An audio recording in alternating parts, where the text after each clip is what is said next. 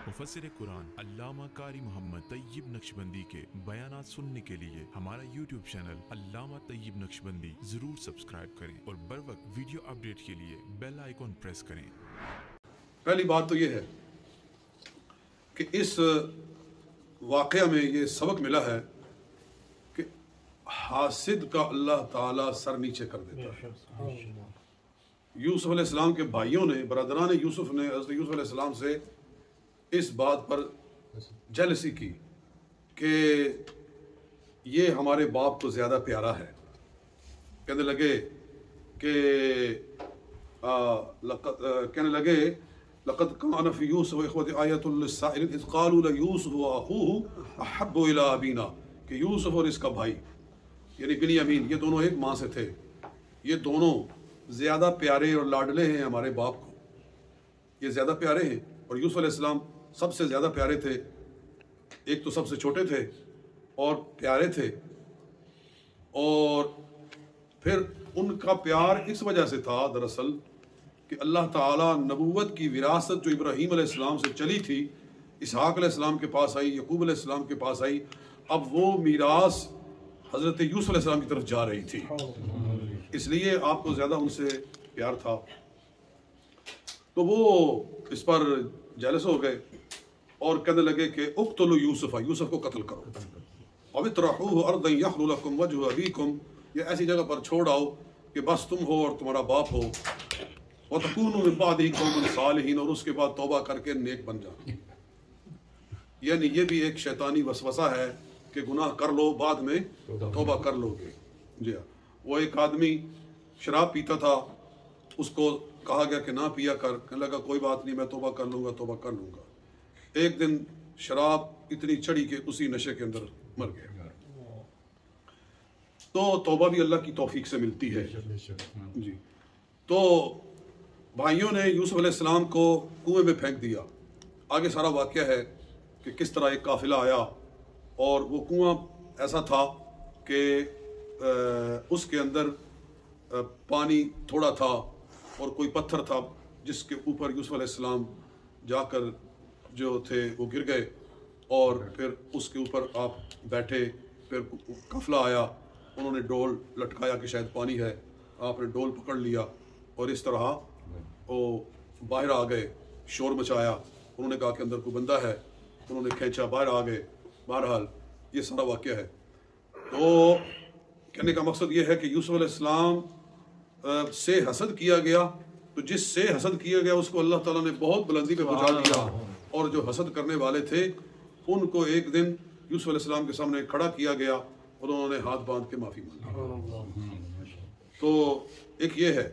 और दूसरा इसमें यह भी सबक है कि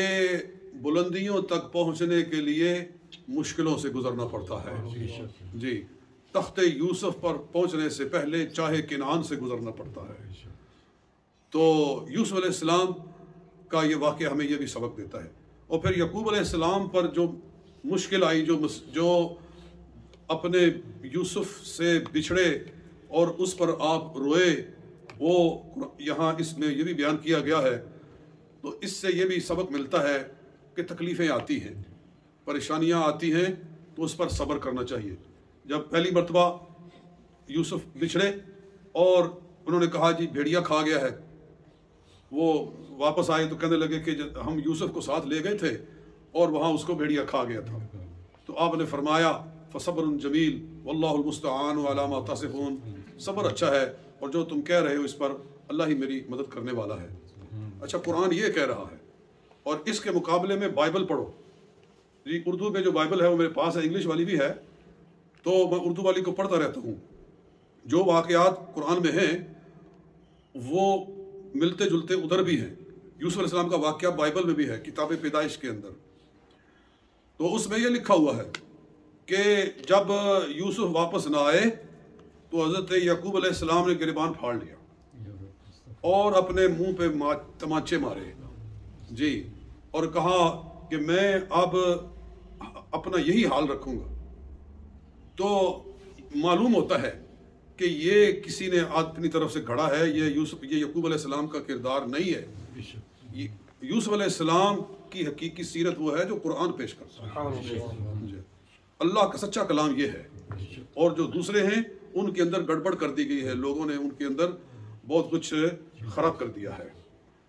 اور پھر اس واقعہ کے اندر یہ بھی سبق ہے کہ جو اپنی عزت بچانا چاہے اللہ اس کی مدد فرماتا ہے، کہ جب عزیز مصر کے گھر میں آپ چلے گئے تو عزیز مصر کی جو بیوی تھی وہ آپ پر فریفتہ ہو گئی، آپ پر عاشق ہو گئی، اور پھر اللہ فرماتا ہے کہ اس نے وہ دروازے بند کر لیے اور کہنے لگی ہی تلک، تو میری طرف آ، قال معاذ اللہ، کہا اللہ کی پناہ کہ میں ایسا کام کروں، انہ ربی احسن مثواج، میرے رب نے مجھے بہتر ٹھکانہ دیا ہے تو میں ایسا نہیں کر سکتا۔ چنانچہ اس نے مجبور کیا، آپ بھاگے تو اس نے پیچھے سے دامن پکڑا تو دامن پیچھے سے پھٹ گیا اور دروازے کھلتے چلے گئے، اور آگے عزیز مصر خود کھڑا تھا، اور یہ دونوں بھاگے آ رہے ہیں، آگے آگے یوسف علیہ السلام اور پیچھے پیچھے زلیخا آ رہی ہے۔ تو وہ حیران ہوا کہ یہ کیا ہو رہا ہے، تو وہ بولی اور کہنے لگی کہ ما جزاء من اراد باہلک سوءا الا ان یسجن وعذاب علیم، کہ جو بندہ تیری بیوی کے اوپر حملہ کرے عزت کے اوپر، اس کی کیا سزا ہونی چاہیے سوائے اس کے کہ اس کو جیل میں ڈالا جائے۔ تو حضرت یوسف علیہ السلام اب کیا کہے کہ عورت نے یکدم یہ الزام لگا دیا کہ انہوں نے میرے اوپر حملہ کرنے کی کوشش کی ہے۔ تو فشاہد شاہد من اہلہ، اللہ فرماتا ہے کہ زلیخا کے گھر والوں میں سے ایک گواہ نے گواہی دی، اور اس کی تفسیر میں لکھا ہوا ہے کہ ایک چھوٹا بچہ تھا، اس کی غالباً بہن کا تھا، اور وہ گود میں وہ گہوارے میں تھا، پنگوڑے میں تھا جس کو گہوارہ کہتے ہیں، اس میں تھا۔ اللہ نے اس کو بولنا سکھایا، وہ بولا، اور حدیث میں ہے کہ 3 بچوں نے ماں کی گود میں کلام کیا ہے، ایک وہ جس نے جریج کی گواہی دی تھی، اور ایک وہ جس نے حضرت عیسیٰ علیہ السلام بولے تھے ماں کی گود کے اندر، اور یہ بچہ جس نے یوسف علیہ السلام کے حق میں گواہی دی تھی۔ اچھا، اس نے کہا کہ یہ بچہ بولا کہ دیکھو ان کان قمیصہ قد من قبل فصدقت من الکاذبین، دیکھو اگر یوسف علیہ السلام کی قمیص آگے سے پھٹی ہوئی ہے تو پھر زلیخا سچی ہے اور یوسف سچے نہیں ہے، کہ انہوں نے حملہ کیا، اس نے آگے سے اپنے آپ کو بچانے کے لیے ہاتھ پاؤں مارے اور ان کی قمیص پھاڑ دی ہوگی، تو اگر قمیص آگے سے پھٹی ہوئی ہے تو پھر وہ سچی ہے اور یہ نہیں سچے۔ وَإِنْ كَانَ قَمِيصُهُ قُدَّ مِن دُبُرٍ، اور اگر پیچھے سے پھٹی ہے فَكَذَبَتْ، پھر وہ جھوٹ بول رہی ہے، وَهُوَ مِنَ الصَّادِقِينَ، پھر یوسف علیہ السلام سچے ہیں۔ فَلَمَّا رَأَىٰ قَمِيصَهُ قُدَّ مِن دُبُرٍ، جب دیکھا کہ قمیص تو پیچھے سے پھٹی ہوئی ہے، قَالَ إِنَّهُ مِن كَيْدِكُنَّ، تو جو عزیز مصر تھا وہ کچھ بھی نہ کہہ سکا اپنی بیوی کو سوائے اس کے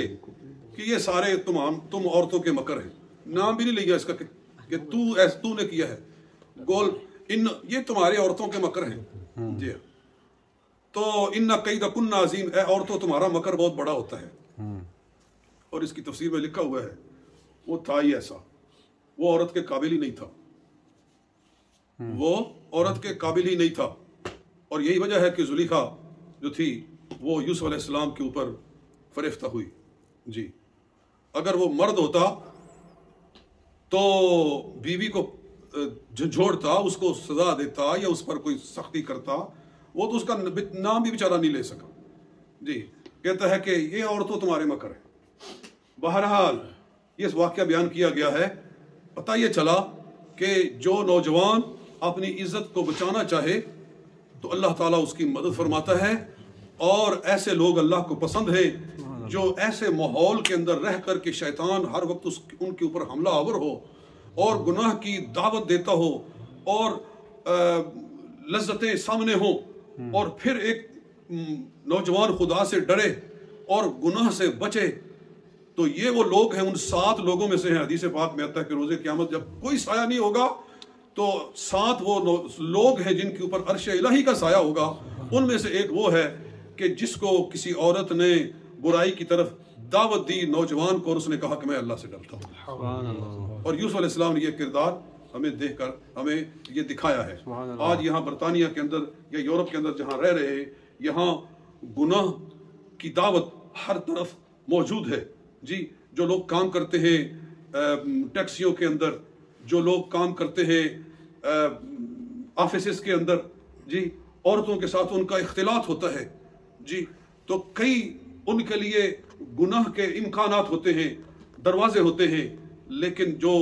اللہ سے ڈرتے ہوئے اپنی عزت کو بچاتا ہے تو یہ واقعہ ہمیں بتا رہا ہے کہ اللہ ان کی مدد بھی فرماتا ہے اور اللہ تعالیٰ روز قیامت ان کی شان بھی بڑھاتا ہے۔